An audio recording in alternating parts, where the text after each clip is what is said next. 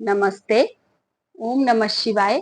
Astro ज्ञान with Reena Sharma में मैं रीना शर्मा आप सबका वेलकम करती हूँ और ईश्वर से प्रार्थना करती हूँ कि सब स्वस्थ रहें, सुखी रहें। सूर्यदेव अपना राशि परिवर्तन करने जा रहे हैं। 17 अगस्त को वो अपने मित्र की राशि को छोड़कर, कर्क राशि को छोड़कर अपनी स्वराशि सिंह राशि में गोचर करने जा रहे हैं, जहां वो 1 महीने तक रहेंगे। 17 अगस्त से 17 सितंबर तक वो सिंह राशि में ही रहेंगे। सिंह राशि सूर्य की स्वराशि भी है और मूल त्रिकोण राशि भी है। जब भी कोई ग्रह अपनी ही राशि में गोचर करता है तो ग्रह बहुत स्ट्रांग हो जाता है, बहुत कंफर्टेबल फील करता है। तो ये सूर्य के लिए बहुत अच्छी पोजीशन है। लेकिन इस बार सिंह राशि में केतु भी ऑलरेडी हैं। मई में वो सिंह राशि में गोचर कर गए थे और अभी 1.5 साल तक उसी राशि में रहेंगे। तो सूर्य और केतु की युति सिंह राशि में हो रही है।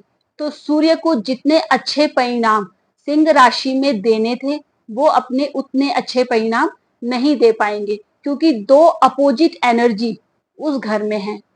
किसी भी घर में अगर दो अपोजिट एनर्जी को रख दिया जाएगा तो प्रॉब्लम तो होगी ही। एक प्रकाश है, एक अंधकार है। सूर्य प्रकाश है, लाइट है। केतु अंधकार है, तमस है। दोनों मिल जाते हैं तो ग्रहण दोष हो जाता है। सूर्य हमारा आत्मसम्मान है, हमारा कॉन्फिडेंस है। सूर्य हमारी जीवन शक्ति है। सूर्य एक रॉयल प्लेनेट है, लाइफ गिविंग प्लेनेट है। हमारा स्वाभिमान है, हमारा आत्मविश्वास है, हमारा गर्व है, हमारा प्राउड है। हमारे पिता के साथ हमारे रिलेशन, हमारे बॉस के साथ हमारे रिलेशन, हमारा रिकॉग्नाइजेशन, हम काम करते हैं वो समाज में कितना लोगों के सामने आएगा, जनता के साथ, गवर्नमेंट के साथ हमारे रिलेशन, सरकार से हमें कितना बेनिफिट मिलेगा, ये सब सूर्य से ही पता चलता है। सूर्य हमें कुछ न कुछ करने के लिए प्रेरित करता है और उस कर्म का हमें रिजल्ट मिले, इसके लिए भी सूर्य ही रिस्पॉन्सिबल होता है। वो काम समाज के सामने कितना रिकॉग्नाइज होगा, कितना प्रकाशित होगा, ये हमारी कुंडली में सूर्य से ही डिसाइड होता है। केतु डिटैचमेंट है। केतु को दीन दुनिया से, दिखावे से, प्रदर्शन से कोई मतलब नहीं है। केतु कहता है स्पिरिचुअल हो जाओ, सब छोड़ो, स्पिरिचुअलिटी की तरफ जाओ। केतु धड़ है, हृदय से सोचता है, उसको माइंड नहीं है, उसको प्रॉफिट नहीं चाहिए, उसको स्पिरिचुअलिटी चाहिए।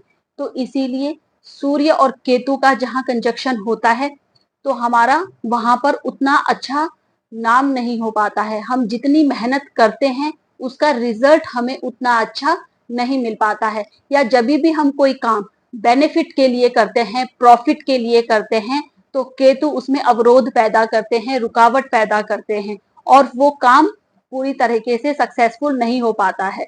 ये सूर्य और केतु की युति में पॉसिबल हो जाता है। मेष राशि वालों के लिए सूर्य का गोचर 5th हाउस में होने जा रहा है, जहां केतु ऑलरेडी प्रेजेंट है। 5th हाउस आपकी एजुकेशन का हाउस, आपके थॉट प्रोसेस का हाउस, आपके पिछले पुण्य कर्मों का हाउस, आपकी संतान का हाउस, आपकी क्रिएटिविटी का हाउस, आपके टैलेंट का हाउस, आपके स्पोर्ट्स का हाउस, आपके इंटरटेनमेंट का हाउस, आपके लव रिलेशनशिप का हाउस। अब सूर्य और केतु की युति 5th हाउस में होने जा रही है। सूर्य अपनी ही राशि में जा रहे हैं। सूर्य हमारी आत्मा है, केतु हमारे पिछले जन्मों के कर्मों का फल है। राहु और केतु हमारे पिछले जन्मों के कर्मों के फल को दर्शाते हैं, हमारी कार्मिक साइकिल को दर्शाते हैं। राहु किसी भी चीज की लालसा को बहुत बढ़ा देते हैं और केतु उस चीज की लालसा को खत्म कर देते हैं।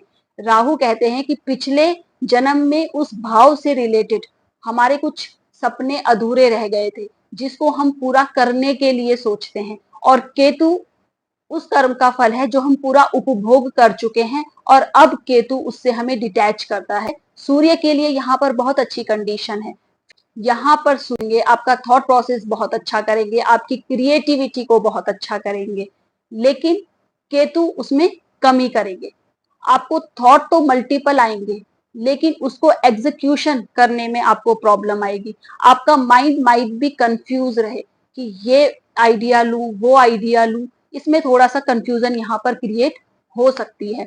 संतान के साथ रिलेशन को खराब करने की कोशिश करेंगे। सूर्य क्रूर ग्रह है और साथ में केतु भी आकर बैठ गए हैं, तो डिटैचमेंट का कारक ग्रह हैं।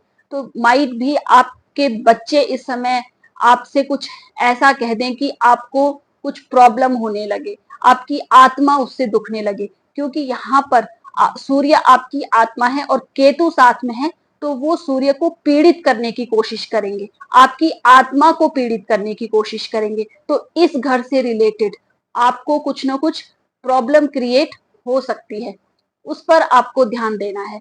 अगर आप अपनी आत्मा को स्ट्रॉन्ग कर लेते हैं, सूर्य को स्ट्रॉन्ग कर लेते हैं, तो आपको रिजल्ट अच्छे मिल सकते हैं। यहाँ से दोनों ही ग्रह लाभ भाव को देख रहे हैं, 11th हाउस को देख रहे हैं। अगर आप केतु से रिलेटेड वर्क करते हैं तो फिर केतु यहाँ पर आपको बेनिफिट दे सकते हैं।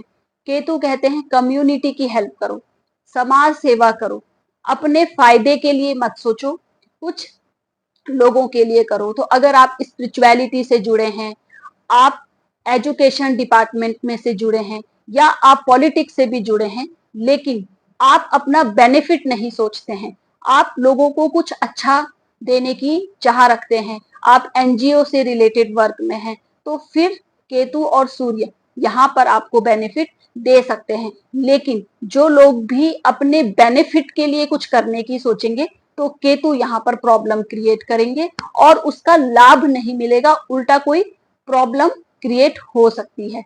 यहाँ पर जो भी प्रेग्नेंट लेडीज हैं वो अपना ध्यान देके चले, एनर्जी बहुत ज्यादा इस घर में क्रिएट हो रही है। सूर्य, केतु और सिंह राशि सब अग्नि तत्व के हैं, तो एनर्जी बहुत ज्यादा क्रिएट होगी। गुस्सा इस समय बहुत ज्यादा आपका बढ़ेगा और आपके बच्चों को भी इस समय बहुत ज्यादा गुस्सा आएगा। तो इस चीज का ध्यान देकर चलना है, अपने गुस्से पर कंट्रोल करें और बच्चों के भी गुस्से पर कंट्रोल करें, उनको भी प्यार से समझाएं। इस समय आप स्टॉक मार्केट या शेयर मार्केट में अगर पैसा इन्वेस्ट करना चाहते हैं तो सोच समझ कर करें, ये टाइम अच्छा नहीं है, क्योंकि इस समय बेनिफिट के चांसेस कम है।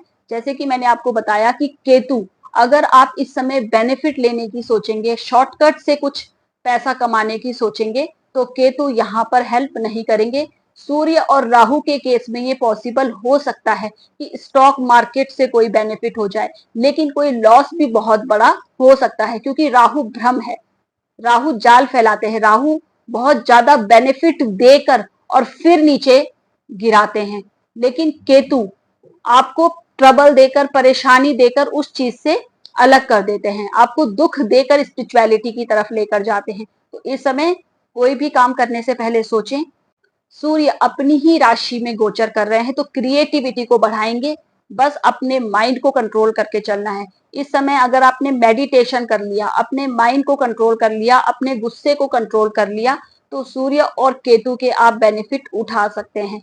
मेडिकल फील्ड से रिलेटेड लोगों के लिए अच्छा है, कंप्यूटर साइंस से जुड़े हुए लोगों के लिए अच्छा है, कोडिंग से जुड़े हुए लोगों के लिए अच्छा है। जो लोग भी इस फील्ड में हैं, केतु से रिलेटेड काम में है, कंप्यूटर साइंस है, लैंग्वेजेस का काम है, समाज सेवा का काम है, कम्युनिटी की हेल्प का काम है, तो आपको थोड़ा सा बेनिफिट मिल सकता है। अगर आपके लग्न कुंडली में सूर्य बहुत ज्यादा स्ट्रांग है और केतु इतने स्ट्रांग नहीं है, तो ये युति आपको इतना हार्म नहीं करेगी। लेकिन सूर्य बहुत ज्यादा वीक है और आपके महादशा, अंतरदशा, प्रत्यंतर दशा में भी सूर्य एक्टिव हैं, तो फिर आपको इस चीज का ध्यान देना चाहिए। केतु से रिलेटेड आपको उपाय करने चाहिए। सूर्य के लिए आपको आदित्य हृदय स्तोत्र का पाठ करना चाहिए, सूर्य भगवान की पूजा करनी चाहिए। ओम घृणी सूर्याय नमः इस मंत्र का जाप आप कर सकते हैं। आप सूर्य देव को तांबे के लोटे में जल दे सकते हैं, कुमकुम मिलाकर या लाल गुड़हल का फूल मिलाकर। अगस्त से सितंबर के बीच में आप नीडी लोगों की हेल्प कीजिए, कम्युनिटी की हेल्प कीजिए। आप नीडी पर्सन्स को एजुकेशन से रिलेटेड चीजें प्रोवाइड करवा सकते हैं, तो फिर केतु भी आपको रिजल्ट ठीक देंगे और सूर्य के रिजल्ट भी आप अच्छे ले पाएंगे। तो अपने मन को स्ट्रॉन्ग करिए, आत्मा को स्ट्रॉन्ग करिए, मेडिटेशन करते रहिए। इस समय शॉर्टकट से पैसा कमाने की ना सोचें, स्पिरिचुअलिटी की तरफ जाएं, धार्मिकता की तरफ जाएं। अपने ईगो पर और अपने गुस्से पर कंट्रोल करके रखें। अपने को स्ट्रॉन्ग करने के लिए मेडिटेशन करें, ध्यान करें।